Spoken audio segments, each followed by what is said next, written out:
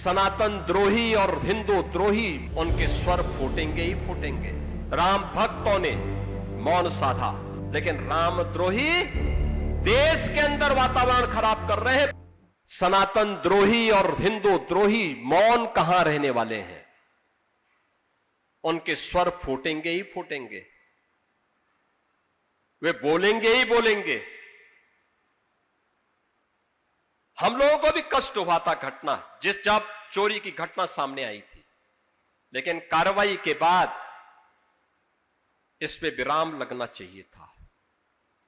राम भक्तों ने मौन साधा, लेकिन रामद्रोही अयोध्या धाम को, श्री राम जन्मभूमि को और सनातन धर्म को अपमानित करने के लिए न केवल देश के अंदर वातावरण खराब कर रहे हैं, पूरी दुनिया के अंदर वातावरण खराब करके माहौल खराब करने का प्रयास कर रहे हैं।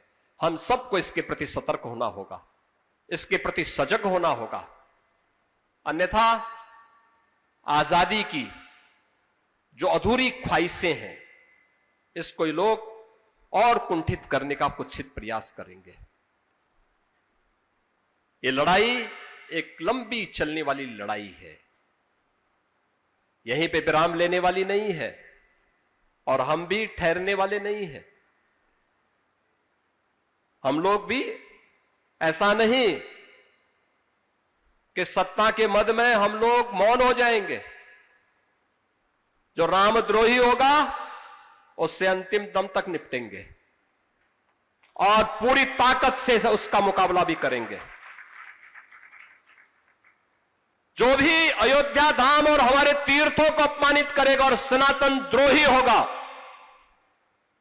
उससे हर प्रकार से निपटने की पूरी तैयारी होगी, पूरी मजबूती के साथ लड़ेंगे। और मुझे लगता है इन पूज्य संतों के प्रति, पूज्य परमहंस रामचंद्र दास जी महाराज के प्रति,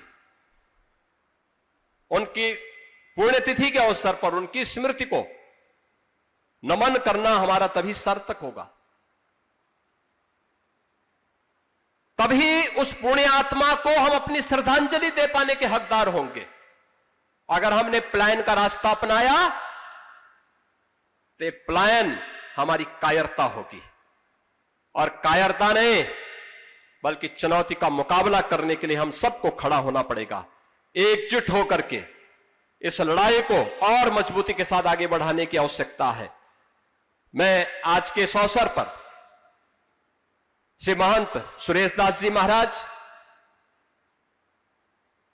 श्री महंत रामलखन दास जी महाराज को हृदय से धन्यवाद देता हूं कि उन्होंने यहां पर आज मुलुक पीठाधीश्वर पूज्य संत राजेंद्र देवाचार्य जी महाराज की इस पावन कथा का आयोजन भी किया है। मुझे पिछले दिनों मुलक पीठ पर जाने का पूरा अवसर प्राप्त हुआ था और उस पीठ को प्रणाम करने का अवसर प्राप्त हुआ था। कितनी पूज्य आध्यात्मिक परंपरा है, सैकड़ों वर्षों की विरासत को हमारे पूज्य संतों ने, गुरु शिष्य की परंपरा ने कैसे अक्षुण्य बनाए रखा हुआ है, मुझे देखने को मिला था। बहनों और भाइयों, आपने पिछले दिनों कुछ देखा होगा और मैं आपको स्मरण कराना चाहूंगा उसको लेकर के। मैं भौचक था।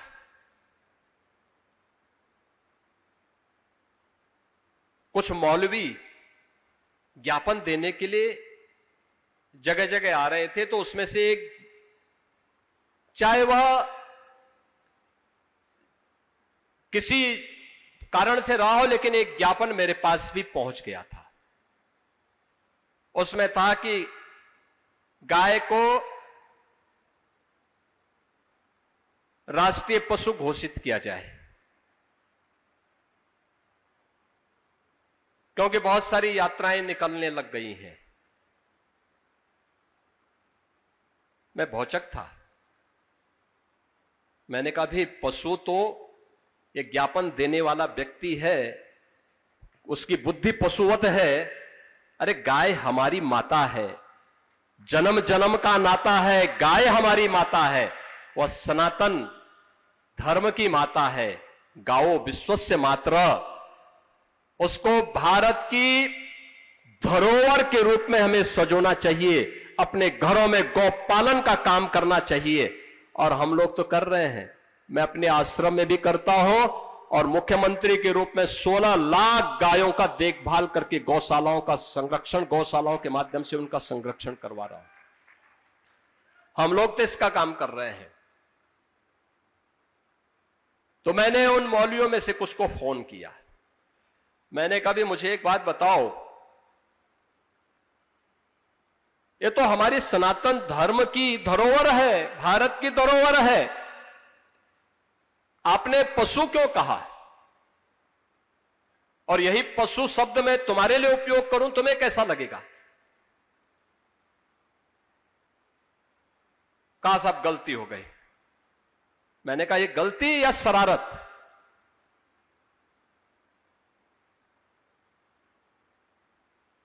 और ये शरारत बार बार क्यों? और ये तुम सिखाओगे हम हिंदुओं को कि गौ माता की पूजा कैसे करनी है? अरे हमारा तो कोई संस्कार गौ माता के बगैर होता ही नहीं है। हमारे यहां हर हिंदू का संस्कार है कि पहला ग्रास गौ माता का होता है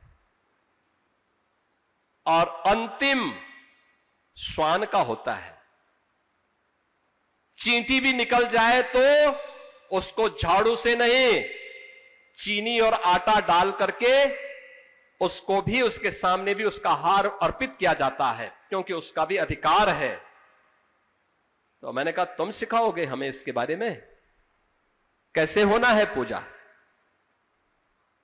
और उसको हम किस रूप में पूजें?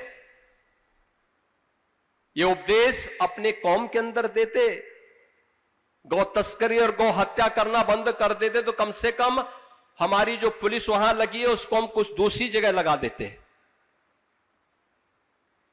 बहनों और भाइयों, ये भ्रम की स्थिति पैदा करने की जो दुर्विसंधि चल रही है, इससे सतर्कता और सावधानी बरतने की आवश्यकता है। भारत गुलाम क्यों हुआ? दो ही कारण से, अंतर्विरोध और छल, यानी आपसी अंतर्विरोध, जाति के नाम पर, क्षेत्र के नाम पर, भाषा के नाम पर। जो आज के दिन पर चिल्लाहट ज्यादा जिनकी चल रही है, ये जाति को के नाम पे बांटने वाले लोग हैं। ये जाति के नाम पे बांटेंगे, क्षेत्र के नाम पे बांटेंगे, भाषा के नाम पे बांटेंगे, और फिर सोशल मीडिया प्लेटफॉर्म के माध्यम से फेक अकाउंट बना करके एक जाति को दूसरी जाति को गाली दिलवाएंगे, दूसरी जाति को पहली जाति को गाली दिलवाएंगे, आपस में लड़ाएंगे, वहां से षड्यंत्र करेंगे, प्रत्यक्ष रूप से जातीय सम्मेलन करके समाज की एकता को भंग करेंगे, और जब कभी दंगे होंगे तो दंगाइयों को अपने आवास में बुला करके सम्मानित भी करेंगे। ये वही लोग हैं, उनसे सतर्कता बरतने की आवश्यकता है, बहुत सावधान होने की आवश्यकता है। जो गलतियां अतीत में हुई हैं, उन गलतियों की पुनरावृत्ति होने की आवश्यकता न पड़े। पूज्य संतों के वचन पर चलते हुए हम सब जिस मजबूती के साथ श्री राम जन्मभूमि आंदोलन और उसके उपरांत आए परिणाम की सुखद अनुभूति का एहसास आज कर पा रहे हैं, अयोध्या धाम में, उत्तर प्रदेश में, देश में और पूरी दुनिया में, वह एहसास अनंत काल तक आप सभी को प्राप्त होता रहे, इसके लिए आप सबका आह्वान करते हुए मैं एक बार फिर से पूज्य महंत परमहंस रामचंद्र दास जी महाराज के पूज्य श्री चरणों में नमन करते हुए, उन्हें विनम्र श्रद्धांजलि अर्पित करते हुए अपनी वाणी को यहीं पे देता हूं विराम। जय जय श्री राम।